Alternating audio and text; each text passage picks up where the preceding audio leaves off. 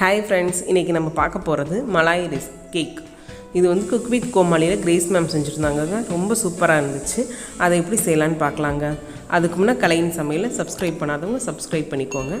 இதுக்கு நான் வந்து 1 லிட்டர் வந்து ஃபுல் க்ரீம் மில்க் எடுத்துர்க்கேங்க. ஃபுல் க்ரீம் மில்க் எடுத்துக்கிட்டோனா தான் இதுக்கு வந்து அந்த மலாய் வந்து நமக்கு நிறைய திரண்டு வரும். அதனால ஃபுல் க்ரீம் மில்க் எடுத்துட்டு பாலை நல்லா காய்ச்சிக்கலாங்க.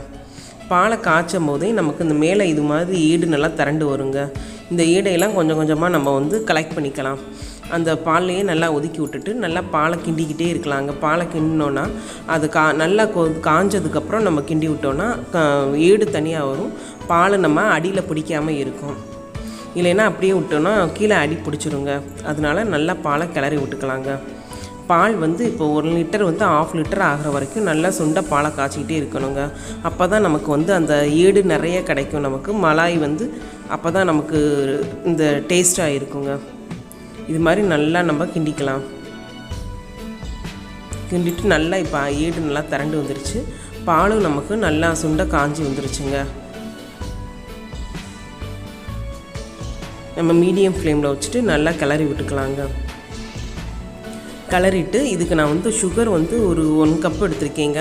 ஆல்ரெடி பாலுமே நல்லா இப்போ ஸ்வீட்டாக இருக்கும். பாதியாக நல்லா சுண்ட காஞ்சதுனால நல்லா ஸ்வீட்டாக இருக்கும். அதனால் இதுக்கு நான் 1 கப்பு வந்து சுகர் எடுத்திருக்கேங்க. அதோடு நான் வந்து சாஃப்ரான் எடுத்திருக்கேன். அது வந்து ஒரு பிஞ்சு வந்து இதில் சேர்த்துக்கலாங்க.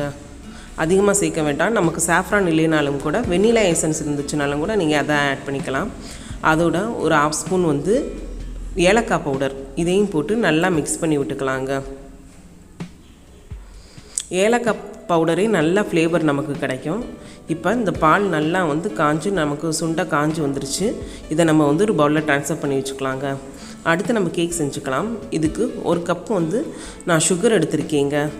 சுகர் வந்து அதோட பாதி கப்பு வந்து எண்ணெய் எடுத்திருக்கேன். பாதி கப் வந்து தயிர் எடுத்திருக்கேங்க. இதை எல்லாத்தையுமே நல்லா மிக்ஸ் பண்ணி விட்டுக்கலாங்க. கட்டிப்படாமல் வந்து எல்லாத்தையும் நம்ம மிக்ஸ் பண்ணி விட்டுக்கணும். நல்லா மிக்ஸ் பண்ணி விட்டுட்டு அடுத்து மைதா வந்து 1 கப் எடுத்துக்கலாங்க. அதை வந்து இது ஜல்லடை மாதிரி வச்சுட்டு அதில் நல்லா சலிச்சு எடுத்துக்கலாங்க. அப்போ தான் நமக்கு கட்டி இல்லாமல் நமக்கு கேக் வரும். அதோட பேக்கிங் பவுடர் ஒரு 1/4 ஸ்பூன், பேக்கிங் சோடா ஒரு 1/4 ஸ்பூன் போட்டு நம்ம வந்து அதை நல்லா சலிச்சு எடுத்துக்கலாங்க. ஆல்ரெடி வந்து நான் கேக் வந்து ஓவன் இல்லாமல் எப்படி செய்கிறதுன்னு நான் போட்டிருக்கேன். உங்களுக்கு ஏதாவது டவுட்டாக இருந்துச்சுன்னா நீங்கள் அந்த வீடியோ பார்த்துக்கலாங்க. இப்போ எல்லாத்தையுமே நல்லா மிக்ஸ் பண்ணி விட்டுக்கலாங்க.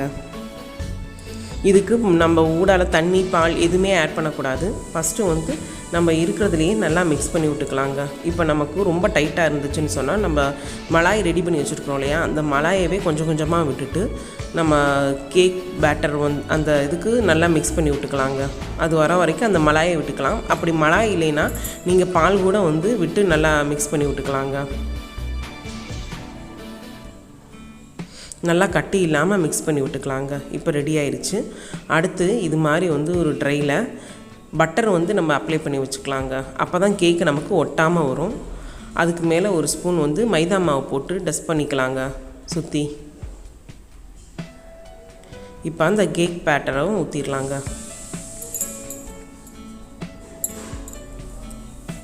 எல்லாத்தையுமே ஈக்குவலாக டேப் பண்ணி விட்டுக்கலாங்க. அப்போ தான் ஏர் இருந்தாலும் நமக்கு வந்துடும். இது மாதிரி ஒரு இட்லி பேனில் கூட வச்சுட்டு நம்ம அந்த கேக்கை வந்து குக் பண்ணி எடுத்துடலாங்க. இப்போ நல்லா வெந்துருச்சு. கத்தியில் ஒட்டவே இல்லை. எல்லா பக்கமும் வந்து சுற்றி எடுத்து விட்டுட்டு நம்ம கேக்கை எடுத்துடலாங்க.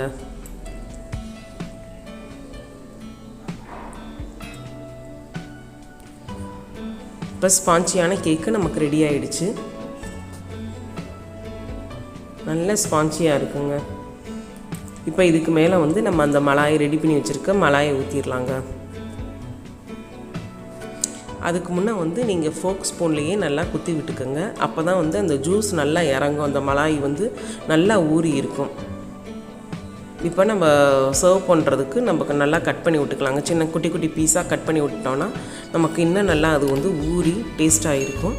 அதுக்கு மேலே வந்து ட்ரை நட்ஸை நான் தூவி விட்டுருக்கேங்க. பெரியவங்கலேருந்து குட்டி பசங்க வரைக்கும் எல்லாருக்குமே வந்து இந்த ரெசிபி ரொம்ப பிடிக்குங்க. கண்டிப்பாக உங்களுக்கு பிடிக்கும்னு நினைக்கிறேன். இந்த ரெசிபி பிடிச்சிருந்துச்சுன்னா மறக்காமல் கலையின் சமையலை லைக் பண்ணுங்கள், ஷேர் பண்ணுங்கள், சப்ஸ்கிரைப் பண்ணுங்கள். Thank you friends.